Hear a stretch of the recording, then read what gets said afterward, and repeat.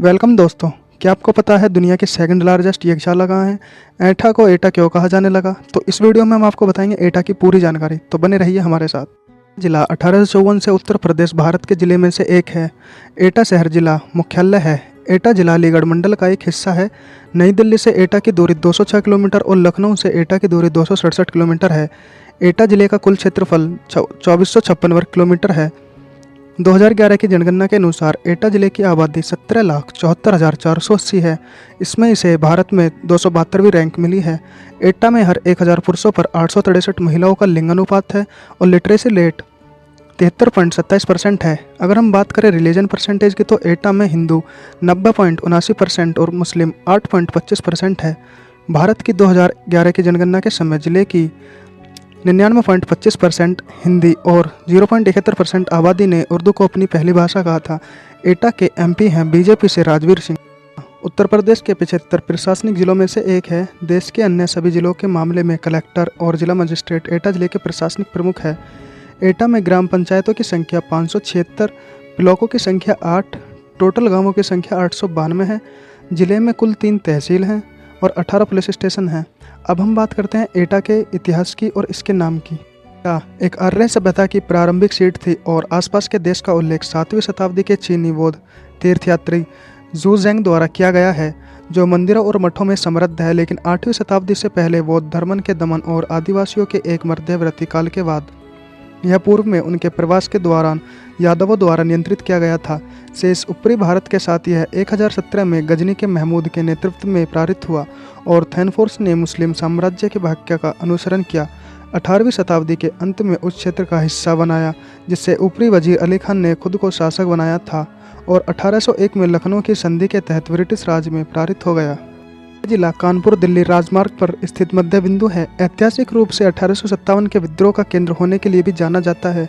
प्राचीन समय में एटा को यादव समुदाय के लोगों के कारण आंट कहा जाता था, जिसका अर्थ है आक्रमण तरीके से जवाब देना।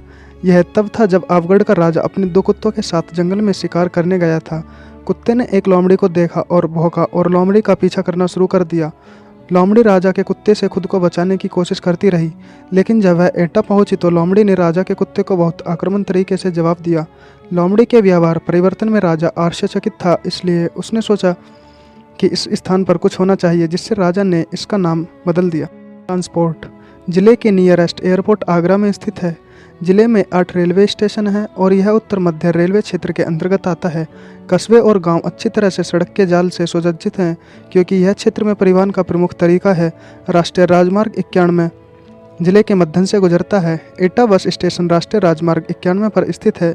उत्तर प्रदेश का राज्य सड़क परिवहन निगम उत्तर प्रदेश के सभी शहरों के लिए बसों का संचालन करता है। एटा सड़क मार्ग से अच्छी तरह से जुड़ा हुआ है। यह राष्ट्रीय राजमार्ग 91 पर स्थित है। यहाँ आप आसानी से पहुँच सकते हैं। उत्तर प्रदेश रोडवेज की बस यहाँ से सीधे आगरा, अलीगढ़, दिल्ली, नोएडा, अलीगंज, फर्रुखाबाद, आवगढ़ जाती हैं। इकोनॉमी यहाँ कोई बड़े उद्योग नहीं हैं, लेकिन यहाँ कुछ कारखाने हैं। हिंदुस्तानी यूनिवर लिमिटेड पीतल की ढलाई का काम बड़े पैमाने पर जलेसर में चल रहा है। एटा एक कृषि क्षेत्र है। जिले के लोगों का प्राथमिक व्यवसाय कृषि है। यह क्षेत्र गंगा और यमुना के बीच स्थित है, जो अत्यधिक उपजाऊ है। किसान एक साल में 3 फसल की कटाई कर रहे हैं। सिंचाई के लिए पानी वर्षा भर उपलब्ध रहता है। प्रमुख कृषि उत्पादन चावल, गेहूँ, जौ, जवार, बाजरा, मक्का आदि हैं।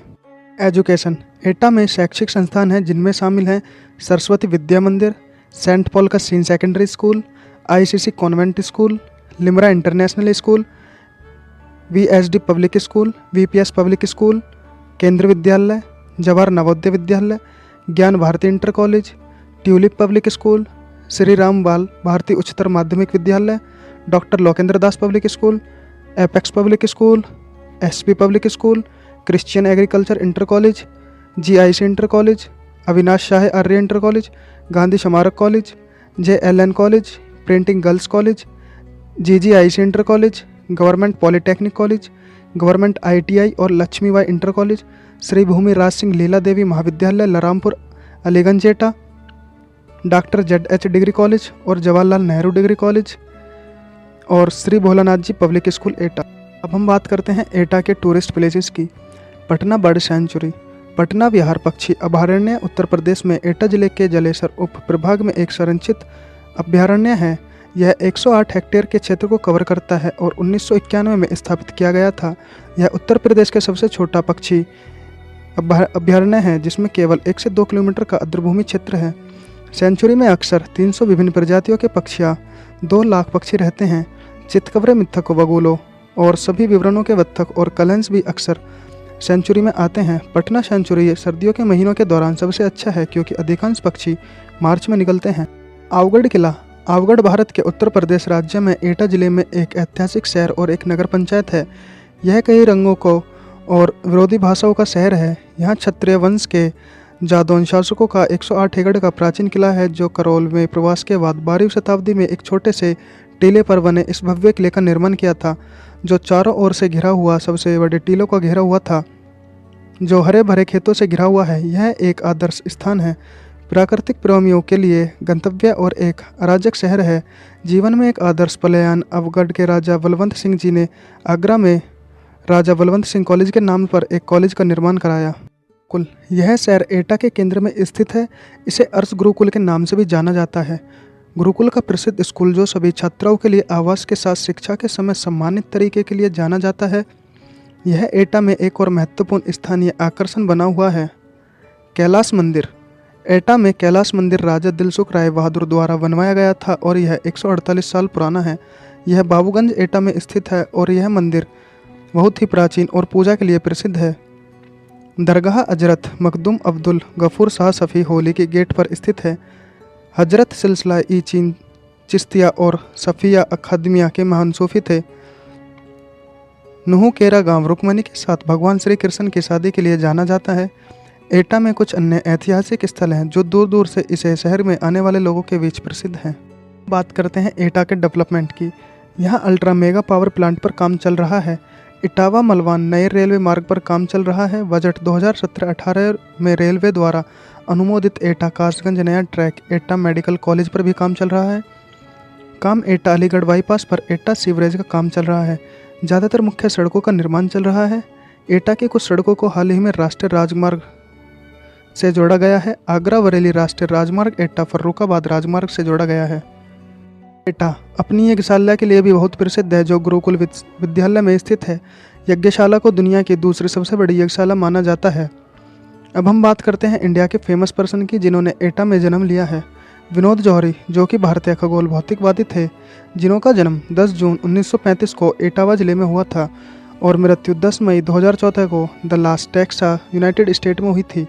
महावीर सिंह, जो कि एक क्रांतिकारी थे, इनका जन्म 16 सितंबर 1904 को एटा जिले में हुआ था और मृत्यु 17 मई 1933 को सेलुलर जेल पोर्ट ब्लेयर में हुई थी। अमीर खुसरो, इनका फुल नेम अबुल हसन यामीन उद्दीन खुसरो था। पटियाला शहर का प्रसिद्ध सूफी बहुमुखी शैक्षिक और संगीतकार अमीर खुसरो के जन्म स्थान है। 1235 ईस्वी में इनका जन्म हुआ था और मृत्यु अक्टूबर 1325 को दिल्ली में हुई थी एटा की जानकारी जो मैंने आपसे शेयर की। अगर जानकारी आपको अच्छी लगी हो तो लाइक कमेंट जरूर करना और अपने दोस्तों के साथ शेयर करना मत भूलिएगा। अगर आप अन्य जिलों की और अमेजिंग फैक्ट की जानकारी चाहते हो तो चैनल को सब्सक्राइब करना मत भूलिएगा। जय हिंद दोस्तों।